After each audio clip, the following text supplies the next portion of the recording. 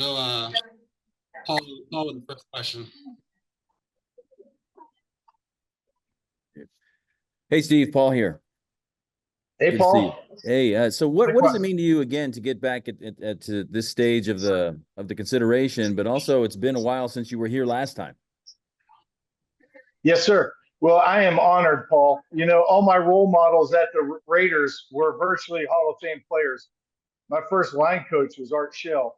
You know, Fred Bolitnikoff was on the staff. Jim Otto was at every practice and every game. And these became family members. And then I modeled myself after a teammate, Howie Long, you know, who needs no introductions.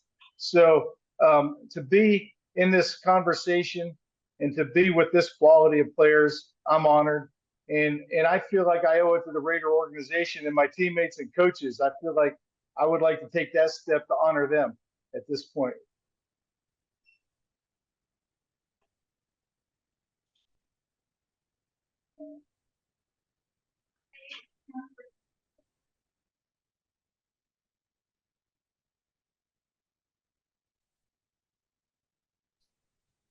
Go ahead, Adam. You got a question? There we go. Yeah, I guess just what would this actually mean to you to get that call? Well, it would just be a culmination of a career's effort. You know, from the first time I stepped into the Raider locker room, I was surrounded by, you know, Marcus Allen and Bo Jackson and Howie Long, and I can go down the list. And the great players that I played with, you know, I idolized them. Even my coach, Art Shell, like I tried to pick his brain. Jim Otto, as I said. Gene Upshaw back then, God rest his soul, was often around the facility. And I tried to emulate what they put on the field. And for me to receive this honor, I wouldn't point inward. I'd be pointing outward and just to fulfill part of that Raider legacy. I think it's very important. I'd be thrilled. I'd be honored. And I feel like it'd be an exclamation and a job well done. Hey, Steve, we've talked about this before, and we talked about it with Lincoln Kennedy when we were doing the book a couple of years ago. And I believe Link asked you, when you were playing, you had that title of being one of, if not the dirtiest players in the game, but that you didn't really care for that title, but yet you wore it as a badge of honor too. How did you use that as kind of a, I don't know, kind of motivation going forward when you were on the field? Yes, sir. I never saw myself as a dirty player. And to give some illustrations of that, after the game, I'd kneel down on the 50-yard line with any other player who wanted to. I'd shake hands. No player was ever carted off the field at any level, high school, college, or pros, that played against me. So there was no devastating injury that I ever caused another player. And I did play, though, with a defensive mindset. My older brother, Leo, was a defensive tackle and a state championship heavyweight wrestler at Penn State. And I just idolized him. I idolized Matt Millen, friend of Leo's, a teammate of mine at one point. And then Howie Long was a real role model. Well, you know, that mindset, that defensive mindset, that play to the whistle blow, that not take any nonsense from anyone, that just wasn't as common in the offensive line position at that time. Guys across the league were just not as hard on the offensive line. They'd make a block and they're back in the huddle. Well, I would play to the whistle blow and I'd look to help a teammate up. And if anyone was going to be in a fight, I'd be right in the middle of it, protecting my teammates. I didn't have the athletic ability probably to play defensive line as well. But, you know, if I would have, I could have. Or could have, I would have, I should say. And so I think there was not much but nonsense to that title. What came of it was Sports Illustrated used to randomly pick a player every year as the dirtiest player. There was no vote by team or players across the league. But one year I was named that. One year Kevin Gogan, the other guard at the Raiders, was named that. And, you know, I didn't mind it because I think our Raider fans loved it, quite honestly. But I think it was kind of nonsense and more marketing than anything else. Throughout your career, you know, all the decade-long career that you had, you only missed 2 games in your whole career. Just how much does that mean to you in terms of how you were able to stay durable? How were you able to stay durable for that long? And how much do you think that attributes to also you being in consideration to go into the Hall of Fame? Well, thank you. That's a great question. And those two games haunt me.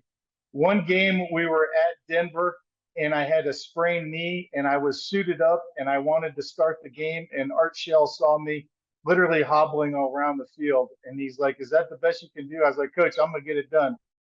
He's like, "The hell you are." And he pulled me. He didn't let me play that game. And I was upset about that. I missed another game at the Saints on Monday Night Football. Again, a knee sprain. I couldn't even bend my knee. They wouldn't let me get in a uniform because they were worried I was going to sneak on the field. But I played a lot of games beat up and banged up, but I just felt like I owe it to my teammates. I wasn't going to let them down. I owed it to the fans, and I just hated not to be in a uniform. I think there's something to be said for that mindset. And also the fact that, like, I believe, I truly do, as an offensive guard, I played the guard position with as much tenacity as any other guard in the National Football League. And in that era of the 90s and 2000s, early 2000s, I would put my tenacity up with anybody. And kind of a barometer also to see how you're doing is that defensive linemen did not want to play against me. And I like that. It's always the defensive linemen are always looking for the weak link and they want to line up over the weak link. Well, I talked to a whole number of defensive linemen and heard from them since I was in the league. And they said, "Yeah, we didn't want to line up against you. We didn't want to play against you."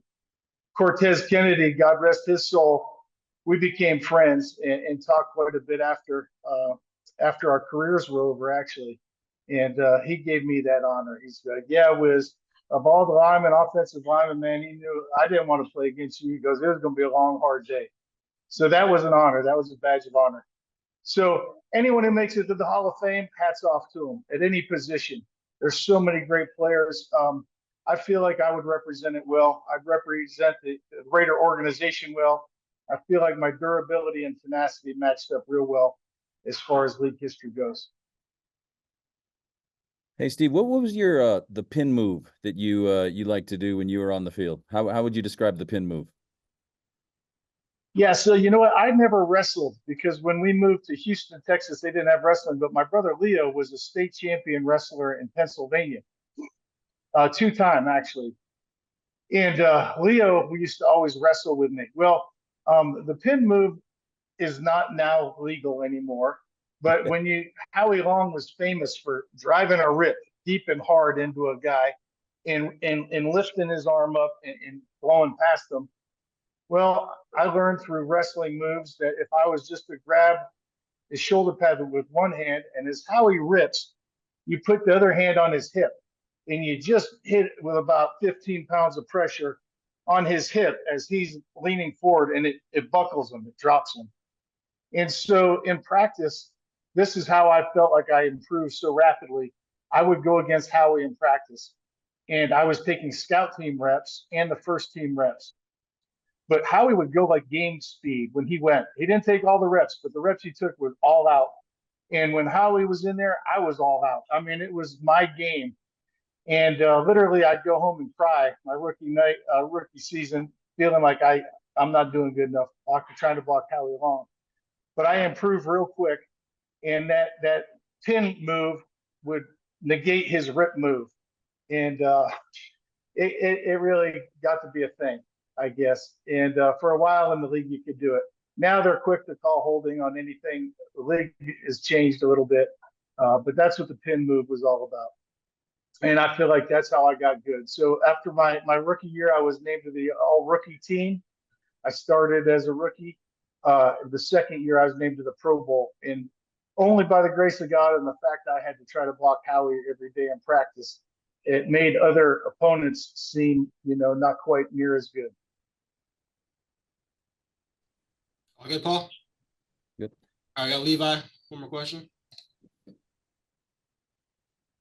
Obviously, you're talking about Howie Long being one of the Raiders that really helped you elevate your game on the team. However, you're going up against guys like Derek Thomas, Junior Seau, and Cortez Kennedy, like you mentioned. Who is the one guy that you played against that you feel really helped elevate your level of play to making you a Hall of Famer when you stepped on the field? So the question you're asking is who was like the toughest player I played against that helped me to improve? Or is Correct. that what you're saying? Opponents. Yeah, so I played against Junior Seau 26 times. I believe. And he was 1 year younger than me, but we played a few times in a preseason even back then. That's where we got 26. But you just had to be at a high level when you're playing a guy like that. He could hit any and every gap, and I would just go for 60 minutes trying to hunt him up around the field. And one thing I did as a player is I wanted to get in the mind of my opponents. I wanted them to know that I was right there, that I was right with them. I could put my hand on them. I could give them a nudge. I wanted them more concerned about me than making a play. And over and over and over again, I was able to get into the head of defensive linemen and linebackers like that. I would try to go out of my way to hit them as hard as I could early in the game, and just kind of fluster them and get them more worried about me than in making a play on the quarterback. And time again, that played out over my career. A guy might even, get off the edge, and he's not looking at the ball carrier. He's not looking at the quarterback. He was looking at me, or he'd come to take a shot on me. But certainly guys like Junior Seau, God rest his soul, he was a phenomenal athlete and would hit any gap. I always say guys like Reggie White, Minister of Defense, God rest his soul, he was one of the best ever. He would not quit for 60 minutes.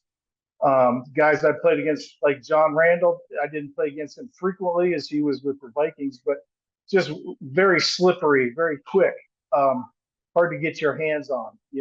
Those were some of the best. And of course, Cortez Kennedy back then, some of the more current fans don't remember, but Seattle used to be in our division, the AFC West, playing against Cortez twice a year, every year. He was absolutely no slouch at all. Hey, Steve, also, why did you run a marathon as an offensive lineman when you were still playing? Did that help anything that you were doing on the field? Yeah, thanks for bringing that up. That's funny that you mentioned that. Yeah. So I was about my 6th or 7th year in my career. It was going well, and I was like, I want a new challenge. I just want to challenge myself. And I read in a magazine somewhere, if you can train for and run a marathon, the discipline it takes to get to that level, you can apply to every area of your life. I told our strength coach at that time, Garrett Guimont, Garrett, when the season's over, I want to train for a marathon. Would you help me? He's like, you do not want to train for a marathon. You're 300 pounds. He's like, this is not the way to extend your NFL career.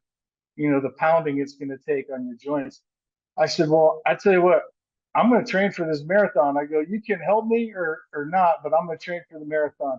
And I believe it was 1996. I did every single off-season workout that the Raiders had. I didn't miss a single off-season workout there in Alameda. And then I hit every single marathon workout for 4.5 months. I ran a marathon with Garrett, actually, in Olympia, Washington on May 18th. And we picked that date just because it would give me time to get it done and then gain some weight before training camp. And it was one of the best feelings I've ever had. I remember my wife at the time told me the night before I called home, I was like, I'm here, I'm feeling good. She's like, well, don't push yourself, honey. Like, you got nothing to prove. If you don't feel good, don't finish. Don't worry about it. And I just blurted out. I said, if I don't finish this race, I'm not coming home. I said, I will crawl across this line if I have to. And it was just that mindset, like, I am not going to be held back. And sure enough, I ran that marathon in 4 hours and 33 minutes, I believe.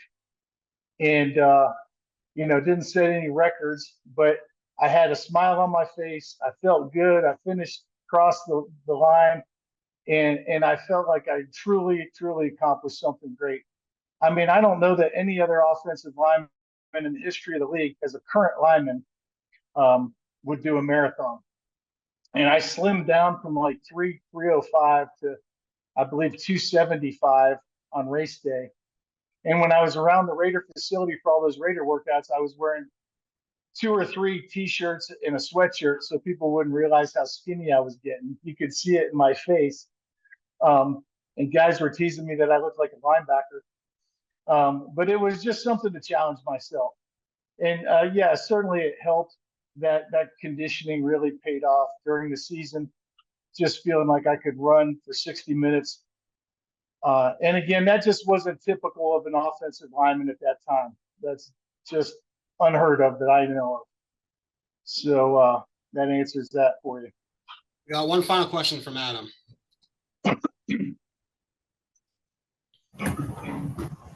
Yeah, Steve, I'm sure it's a really long list, but just what is your favorite memory from your playing days and from your career? You know, so many. I hate to even pick out one memory, honestly, but I was blessed to be around so many great players and Hall of Fame players and great coaches and had so many good relationships. I love John Gruden. John Gruden, we had so much fun under John Gruden, and he's still a friend to this day. If I text him, he's one of those guys who'll text you back in 35 seconds, and he'll be like, "Wiz, I love you. How you doing, man? How you doing?" Well, one special memory, and I'm going to botch what year this is. I'm kind of blurry on years, but we played at Kansas City Chiefs.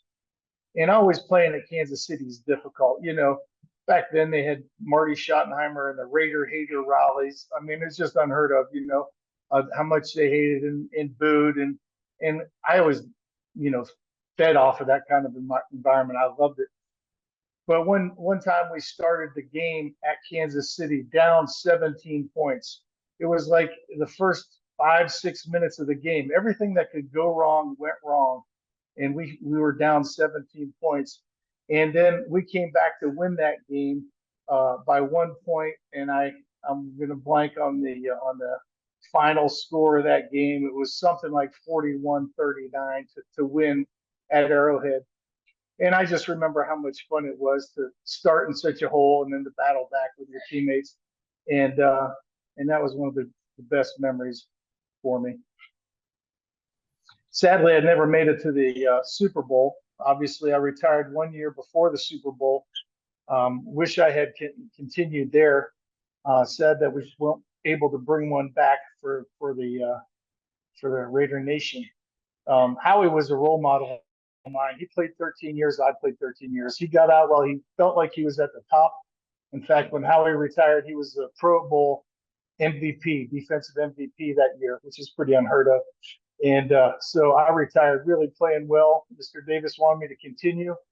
And I just felt like it made sense to go out while I still had something left in my tank. So I'm still, you know, doing well now in good health. And, you know, looking forward to the opportunity to carry on the tradition, be another in a long line of Raider great offensive lineman in the Hall of Fame. Awesome, Paul. Yeah, I got one quick on Steve. So you said probably your best memory is that comeback win at Kansas City. Well, your last game was the Tuck Rule game. That couldn't have been a very good memory for you. But also the guy that benefited from that is now a Raider owner. I mean, how do you kind of wrap your mind around all of that? Isn't that crazy? You know, you got to be good to people because what goes around comes around. You never know what happens in life. Don't burn any bridges, right?